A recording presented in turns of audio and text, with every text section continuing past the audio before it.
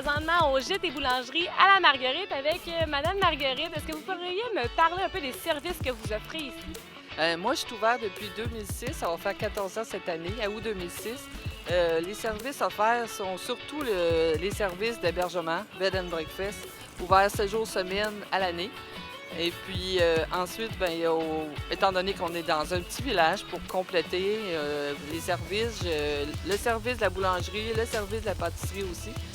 Je vais vendre à l'épicerie à côté, à Saint-Martin, tous les jeudis. J'apporte mon pain. La fin de semaine, je vais au camping de Rivière à toutes les fins de semaine durant l'été. Puis je fais aussi beaucoup d'expositions avec mes produits. Puis je crois que vous connaissez quelques histoires qui s'est passées à Saint-Gédéon. Est-ce que vous pourriez m'en parler un petit peu des histoires qui auraient pu être impressionnantes? Il y a l'histoire de l'éléphant qui montait le camion en 1952-53. J'ai une photo à l'intérieur. Un éléphant qui ont accroché après les camions parce qu'ils n'étaient pas capables de monter la côte de la Sanson, qui est à peu près à 5 minutes d'ici. Et puis, ils ont accroché les éléphants ne voulaient pas monter, ils ont décroché les éléphants, ils sont allés les faire baigner dans la rivière environ 1 heure de temps.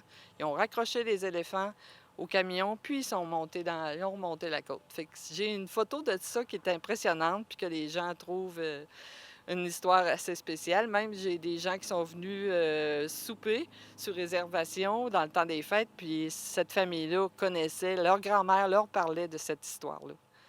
Exact. Puis pourquoi il y avait des éléphants dans Saint-Gédéon? C'est un peu anormal. Bien, le cirque était en ville, mais le cirque lequel le monsieur qui avait pris la photo ne se rappelait pas le nom du cirque, mais le cirque était en ville, il paraît. C'est quoi un peu l'histoire du gîte en tant que tel? Pourquoi vous avez décidé de construire un gîte? Moi, dans ma rue, j'avais beaucoup d'adolescents parce que j'avais des jeunes adolescents. Puis je faisais beaucoup de galettes à 5 heures du matin avant d'aller travailler. Puis les jeunes passaient, puis souvent le soir, il m'en restait pas beaucoup de galettes. Puis il y en a un qui disait, à un moment donné, Margot, tu vas en vendre des galettes, c'est ce que je fais. Puis mon fils avait acheté cette belle maison centenaire-là.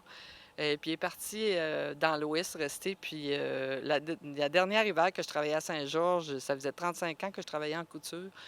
Puis j'ai fait dans une tempête un tête à queue. J'ai arrêté sur le bord du chemin. Puis je me suis dit non, c'est pas vrai que je vais voyager toujours encore X années à travailler à l'extérieur. Puis j'avais demandé à mon fils, moi, si tu voudrais, je saurais quoi faire avec ta maison. Puis j'ai décidé de faire ça pour un service, puis parce que j'aime faire de la bouffe, puis j'aime aussi les gens.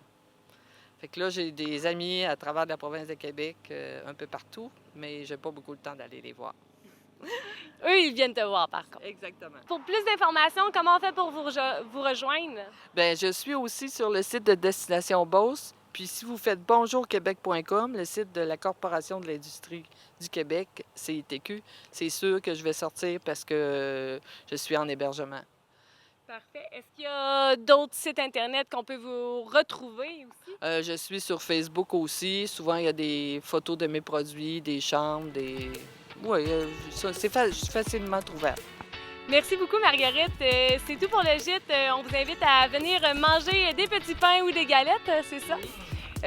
Ou tout simplement pour s'héberger pour une nuit, il n'y a pas de problème.